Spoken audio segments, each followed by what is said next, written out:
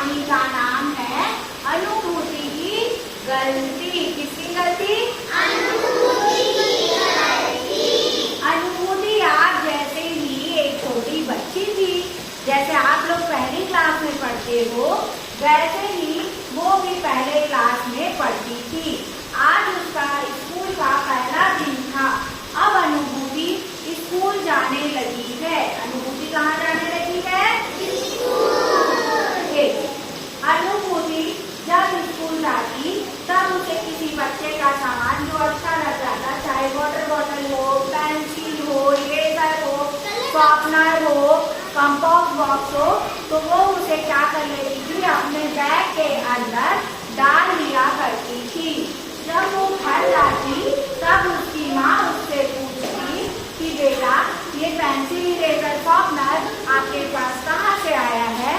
तब वो कहती कि माँ मुझे ये सब टीचर ने दिया है।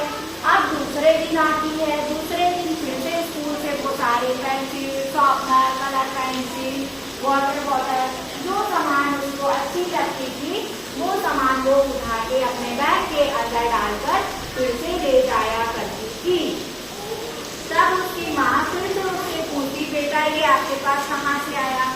फिर से वो बोल देती थी कि माँ मुझे ये सब टीचर ने दिया है।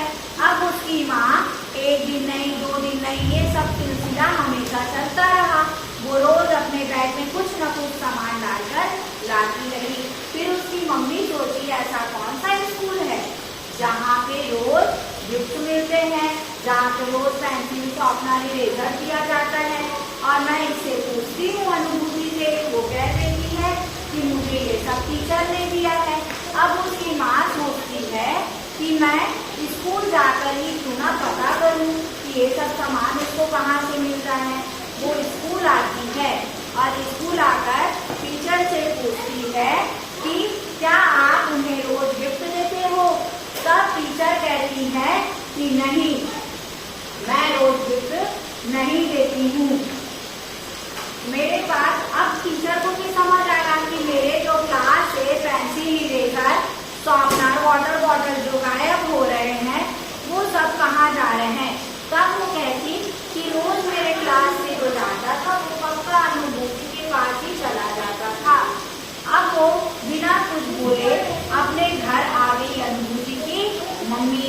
अब घर आकर उसने अनुभूति को भी कुछ नहीं कहा।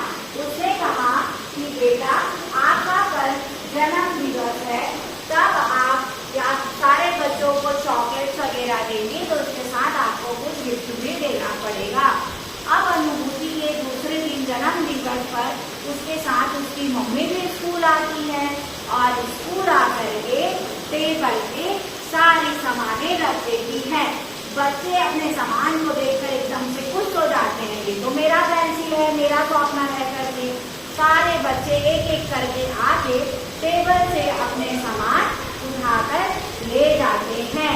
तब अनुभूति को समझ आता है उस सामान को देखकर, ये तो वही सामान है जो मैं रोज स्कूल से ले जाया करती थी।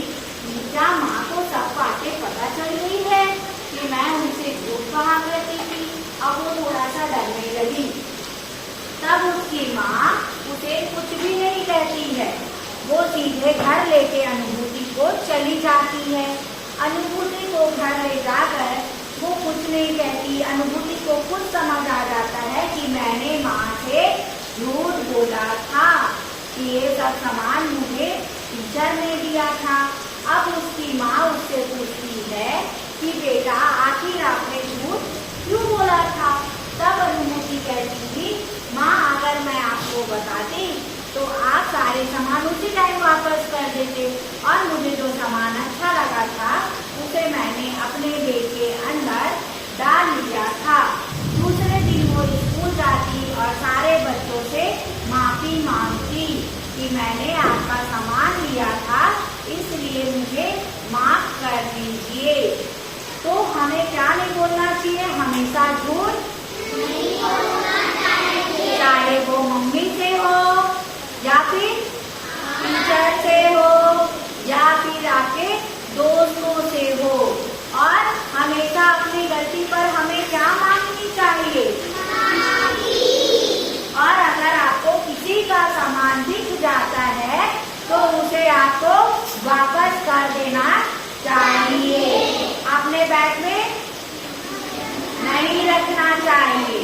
तो आपने